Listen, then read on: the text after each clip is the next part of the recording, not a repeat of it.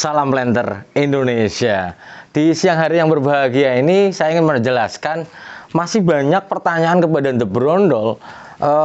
Apakah ZA itu cocok nggak sih Pak Pendi untuk gambut? Apakah TSP itu cocok nggak sih untuk gambut? Kalau mineral itu pakai TSP atau rock fosfat?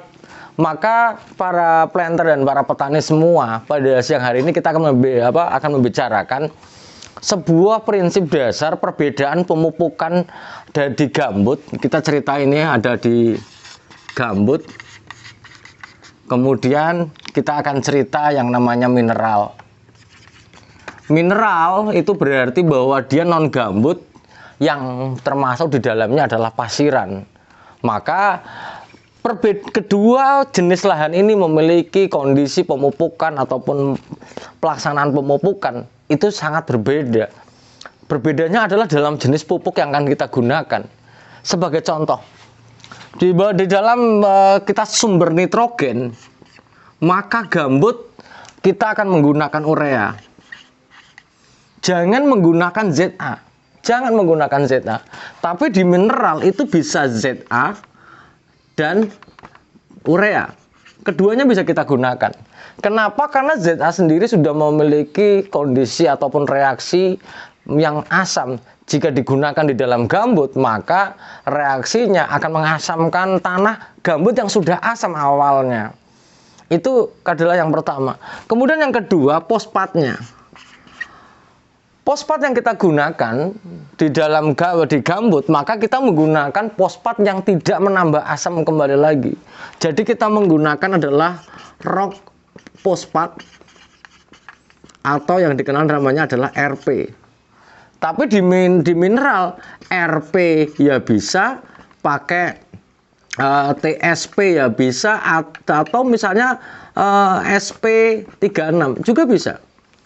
Kenapa? Karena buat TSP dan SP36 di dalam proses pabrifikasinya, yang di dalam proses pembuatan di pabrik sudah ditambah dengan kondisi yang asam.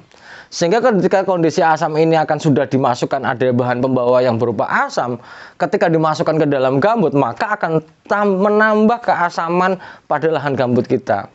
Maka di rekomendasi pemupukan yang ada di PPKS ataupun dimanapun, jarang bahwa di dalam gambut menggunakan TSP ataupun SP36, tapi relatif kita menggunakan rock fosfat. Kenapa? Di dalam sebuah teori kesuburan tanah, di dalam bukunya Rosmarkham disampaikan bahwa rock fosfat tersedianya lebih cepat, kondisinya tersedia di saat ketika pemupukan di lahan gambut dibandingkan kalau kita menggunakan TSP atau SP36. Tapi di lahan mineral TSP dan SP36 berjalan lebih cepat, tersedia bagi tanaman itu sendiri. Kemudian kalau kita bicara tentang kalium, kita tentang kaliumnya. Kalium misalnya kita harus menggunakan KCl atau MOP.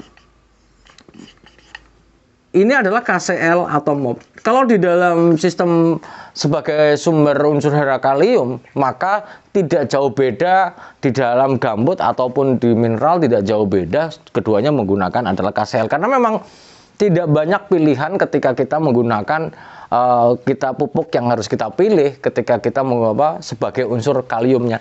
Nah, kebagian yang ketiga, kita cerita magnesiumnya. Di gambut kita menggunakan adalah dolomit. Kalsium, magnesium, karbonat. Di mana ada karbonatnya yang nanti akan menaikkan pH-nya. Selain memberikan unsur hara magnesium bagi tanaman, tapi juga menaikkan pH tanahnya.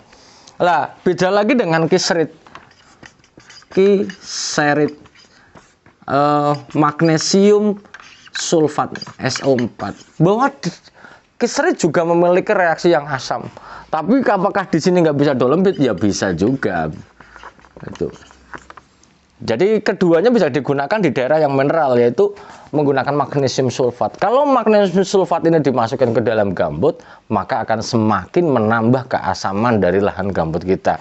Jadi intinya adalah pemilihan pupuk yang kita gunakan untuk lahan gambut dan mineral sangat mengurangi resiko menambah keasaman dari lahan yang kita pupuk, yaitu gambut itu sendiri. Di mana gambut sendiri sudah memiliki kondisi yang asam.